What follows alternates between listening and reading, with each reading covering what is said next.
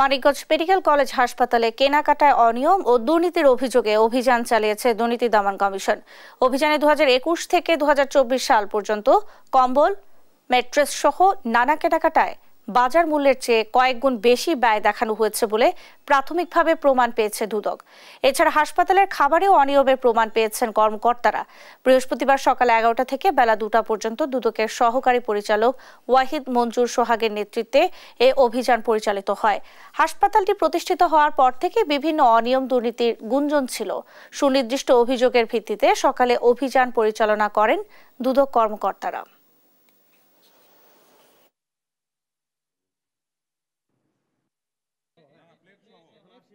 ওনারা বলতেছে ওনারা ওই কিছু অনিয়মের অভিযোগ পেয়েছে, সেটার প্রেক্ষিতে কিছু কাগজপত্র চাইছে, আর সামনের সোমবারে আবার আসবে।